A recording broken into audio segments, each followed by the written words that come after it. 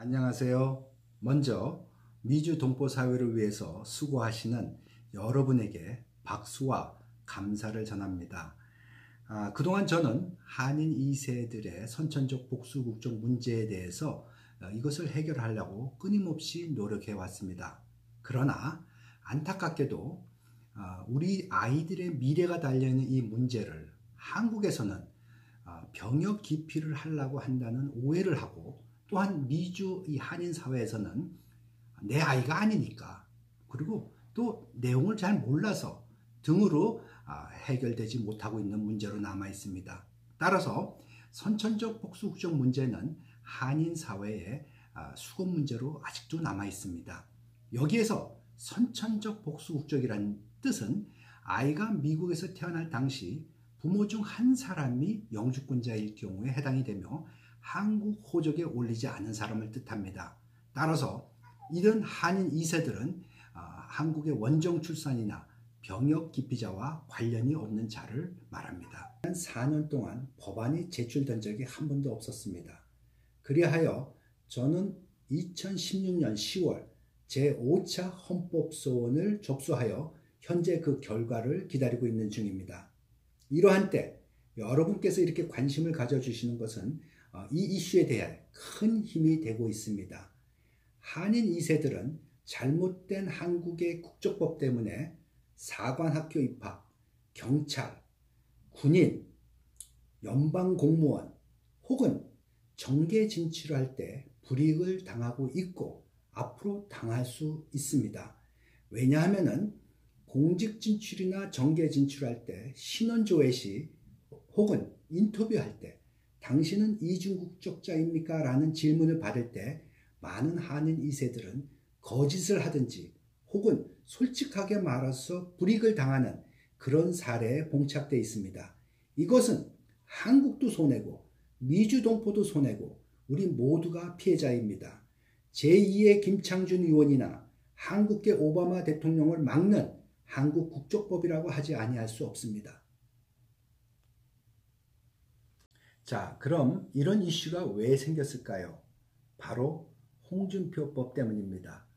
2005년 홍준표법이 통과되면서 원정 출산을 통한 병역 기피를 막고자 했는데 이것이 잘못 확대 적용돼서 한인 동포 2세까지 포함한 것이 문제입니다. 2005년 홍준표법이 통과되면서 홍 의원은 동포신문과의 인터뷰에서 사입이 진짜 동포 구별 위한 것라고 얘기하면서 해외 동포 한인 2세에게는 아무 영향이 없다라고 얘기했습니다. 근데 그게 맞습니까? 그렇지 않지 않습니까? 왜 이런 일이 발생했냐면요.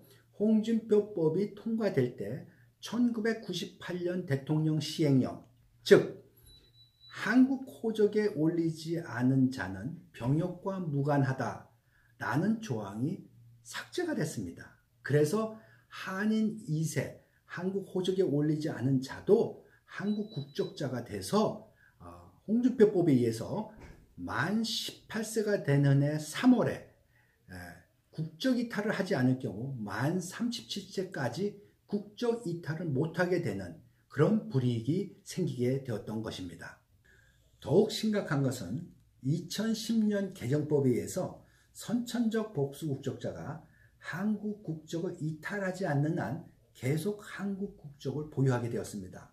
이는 후천적 복수 국적자, 즉 한국에서 태어나고 미국에서 영주권 받고 미국에서 시민권을 받은 사람은 한국 국적이 자동 말소가 되는데 미국에서 태어난 선천적 복수 국적자는 자동 말소가 되지 않는 부당한 개정법이 통과된 것입니다.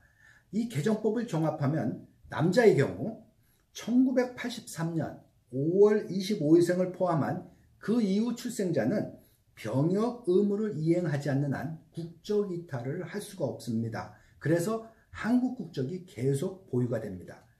반면에 여자의 경우는 전에는 자동 말소가 됐습니다. 그렇지만 2010년 개정법에 의해서 1988년 5월 5일생을 포함한 그 이후의 출생자는 한국 국적을 이탈하지 않는 한 한국 국적이 계속 남습니다.